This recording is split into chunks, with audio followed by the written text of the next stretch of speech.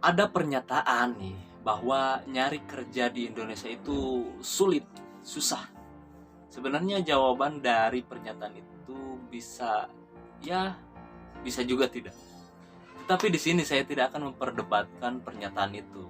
Nah, justru ternyata nih di Indonesia itu masih ada sebuah pekerjaan, yaitu lowongan pekerjaan yang sebenarnya tidak perlu persyaratan banyak, cukup identitas saja, juga tidak terpatok pada kriteria.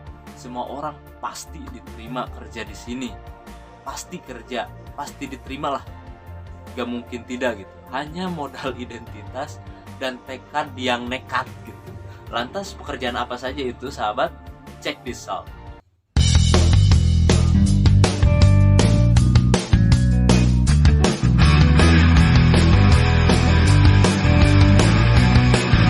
Yang pertama, pekerjaan ini biasanya khusus untuk perempuan. Tidak perlu pengalaman, tidak perlu kriteria khusus nih.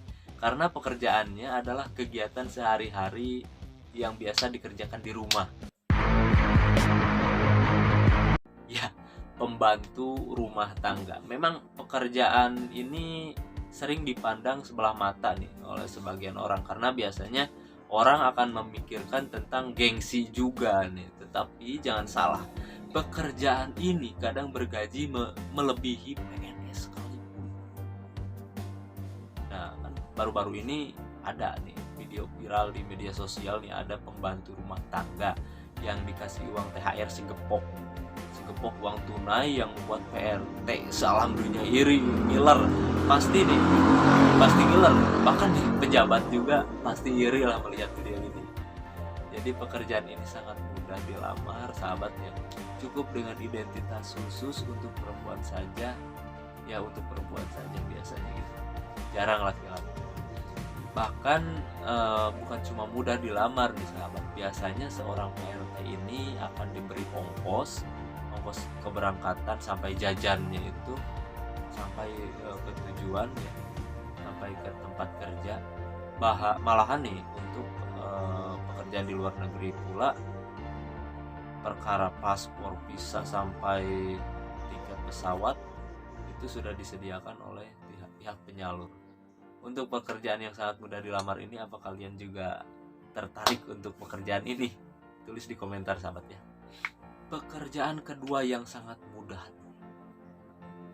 cuma modal KTP, malahan bisa bawa keluarga, bisa bawa anak istri, ongkos perjalanan gratis, rumah disediakan, peralatan yang ada di rumah disediakan, isi rumahnya dikasih, difasilitasi tempat ibadah, sekolah, malahan dikasih kasbonan yang luar biasa.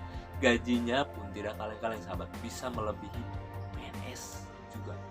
Yang per bulannya itu bisa melebihi PNS.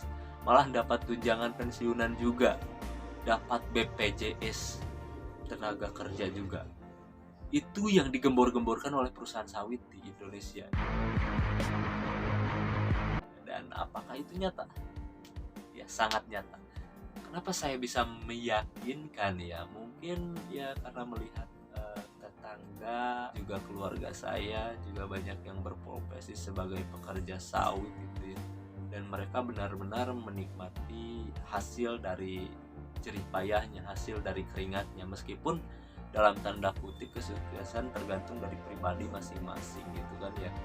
Jadi tidak semua pekerja sawit itu semuanya sukses gitu kan.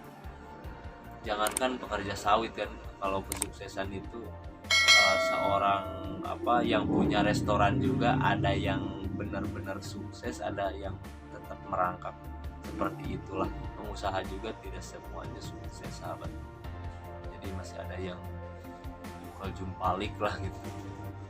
Tidak sulit untuk menjadi pekerja panen sawit ini ya, hanya bermodalkan KTP saja dan niat kerja. Pasti kerja, siapapun bisa kerja di sini, termasuk orang yang pemula gitu. Pemula juga bisa, sangat bisa ya, karena biasa. Karena untuk pekerjaan seperti ini bisa karena biasa. Lantas mengapa orang masih memilih dan memilah pekerjaan? Next video kita bahas ya sahabat. Pekerjaan terakhir nih yang mudah dilamar, yang sangat mudah dilakukan adalah nelayan kapal ikan dan kapal cumi. Ya, hanya modalkan KTP dan nekat saja sahabat, akan difasilitasi oleh perusahaan dan pasti kerja. Dari ongkos gratis, uang jajan sebelum lepas tali, makan dijamin selama menunggu keberangkatan kapal, kasbonan persediaan selama di atas laut, hingga jaminan kesehatan dan kecelakaan kerja, semuanya ditanggung sama PT. Tidak banyak yang berminat di pekerjaan ini ya, karena hanya orang-orang yang mungkin salah ambil haluan saja yang berminat sama pekerjaan ini, atau ya orang-orang yang sudah jiwanya itu jiwa pelaut. Resiko yang nyata biasanya yang membuat mereka tidak menginginkan pergi ke menjadi nelayan ini, karena sulitnya bertemu dengan keluarga, malahan menghubungi keluarga pun sangat sulit untuk waktu yang sangat lama. Dan ini asli nyata karena seperti yang saya alami di tahun 2020 lalu, karena saya pernah menjadi nelayan di kapal ikan pada 2020 lalu ya, sebelum saya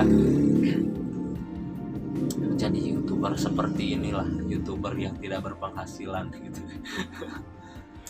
Nah, itu dia sahabat, 3 pekerjaan yang tanpa harus keahlian, tanpa harus pengalaman, tanpa persyaratan yang ruwet, tanpa kriteria yang ribet juga ya. Dari fakta itu mungkin lebih baik jangan menganggap mencari pekerjaan di Indonesia itu susah sahabat, karena nyatanya masih ada pekerjaan yang mudah, malah sangat-sangat mudah dilamar tanpa harus embel-embel persyaratan kriteria, harus ada orang dalam tanpa administrasi, harus ada administrasi gitu ya.